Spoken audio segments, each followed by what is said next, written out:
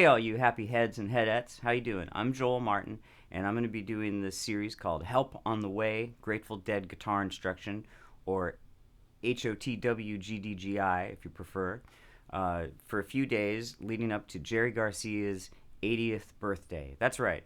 Every day from now until then, I'll be putting up a free guitar instructional video focusing on the Grateful Dead and Jerry's music.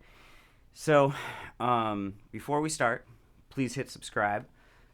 Really appreciate you subscribing to my channel. I play pedal steel. I always try to put new fun content, whether it's guitar playing or pedal steel content or Grateful Dead stuff.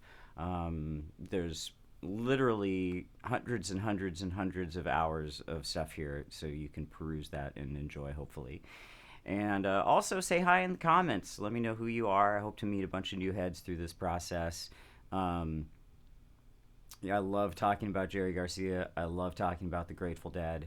Let me know what songs you want to learn. I have a few ideas for the next few days, but I definitely like to hear what you want to work on, and I'll work that into what we're doing here.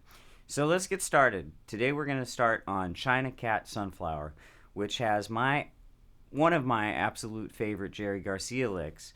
However, it's a lick that almost none of us, I bet, have actually heard Jerry Garcia play, because as soon as he wrote it, he farmed it out to the Grateful Dead's wonderful second lead guitarist, Bob Weir. And that's how I think of Bob, not as a rhythm guitarist, but as a second lead, because most of the time he is really putting in wonderful melodic guitar parts and also does a fair amount of soloing. In fact, when this song finally found its musical soulmate with I Know You Rider, and that's how the Grateful Dead, obviously, you guys probably all know, would play it from 1969 on. Late 69, they coupled those two songs up, and then there would be a beautiful jam in there. Bob Weir took a lot of solos, so the nice warm hollow body sound is Bob's in there. But he also plays the great opening lick, does a great job. Jerry's concentrating on his vocals.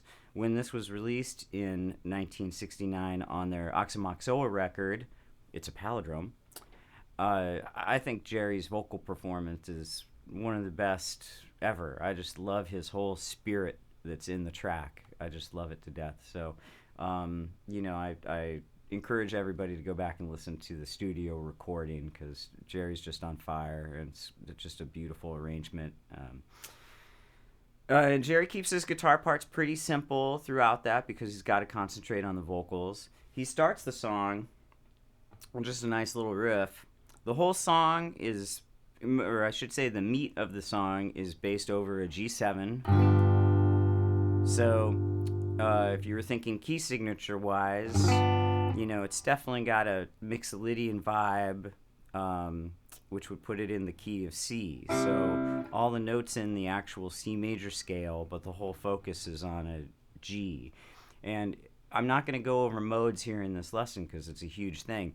But if you wanted to do like a master class, I would love to hear from you. You can email me at iplaypedalsteel@gmail.com, and we could either do a Zoom lesson or something in person if you're in Los Angeles, because it's a huge topic. And in fact, while I support everybody's endeavors on the internet, I've gone through all the videos on YouTube about modes. I look at them pretty frequently to see if anybody puts up quality content, and nobody really gets it right. There's a special spirit about the modes that people need to connect with that just doesn't seem to be out there.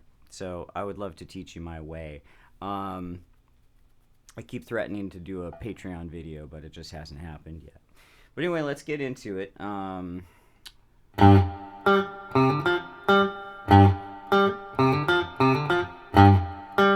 That's sort of what Jerry would do, things like that, basically from the album recording through the history, so just in G, based around this G7 shape, and he would kind of just play the octaves and then hammer on from the fourth to the fifth, and then kind of work in the flat seven. So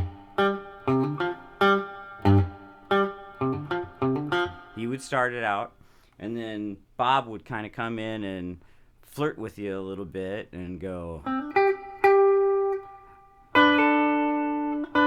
And this is all based on this G7, or this G chord, I'm sorry. This would be the G7. That's a G. He starts out here, but when he goes in and does the wonderful monster lick, he shifts over and bars the 12th fret, 2nd, 3rd, and 4th string with his first finger. And this is the lick.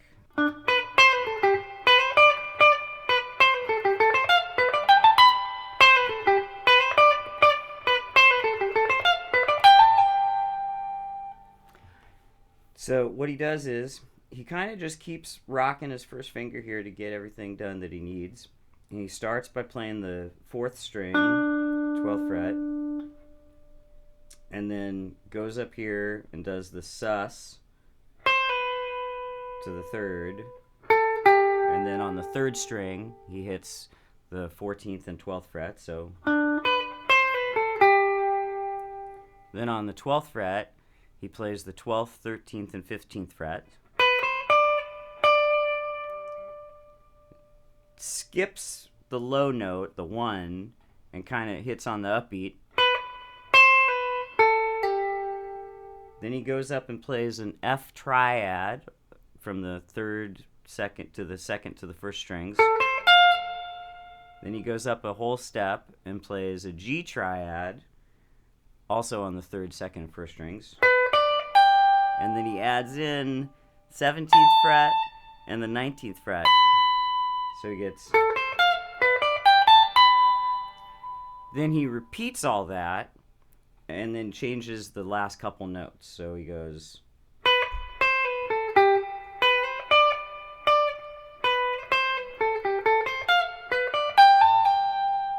And that's the whole lick. So that ending part then again is an F triad, and then a G triad, but then he hits the 17th fret, and usually I think pulls off to the 15th fret. So the whole thing real slow is...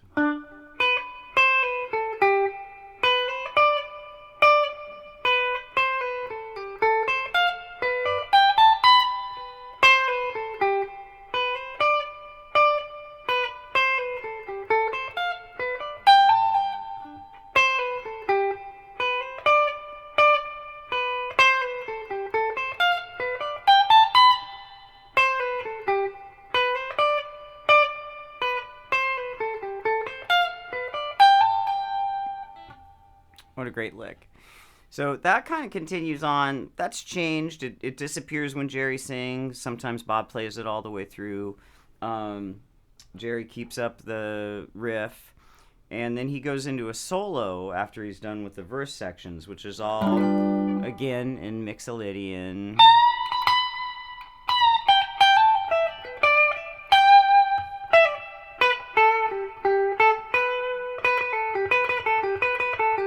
Then he resolves to D. Doesn't really resolve, but the chord changes to D. And I'm going to point this out just because it's very hard. It's kind of a thing that escapes people when they're playing with an ensemble because it's a weird, odd bar phrase.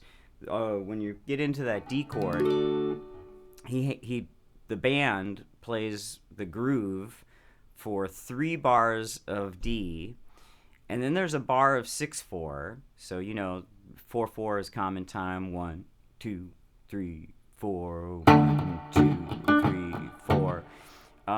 But then there's a bar of 6/4 that's broken up with 2 beats of the groove, 2 beats of holding a C, and 2 beats of holding a D. So that whole thing, if you're coming out of the solo...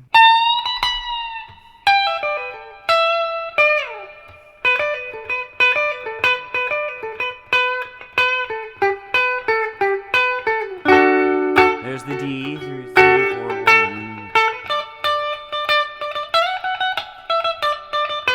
1, 2, 3, 4, 5, 6. And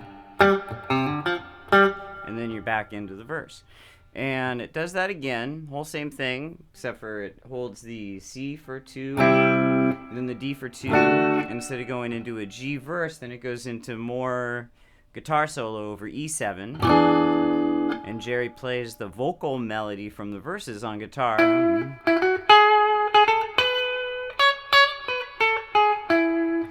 that goes on, and then it goes to a B, and then it does the 2-beat holds on an A and D back into the verse.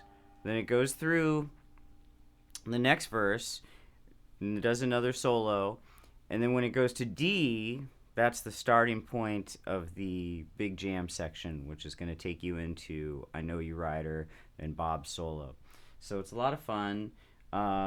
This I definitely would consider this one of their very first masterpieces. You know, it's one of the first things that Robert Hunter wrote lyrics for, gave them to Jerry.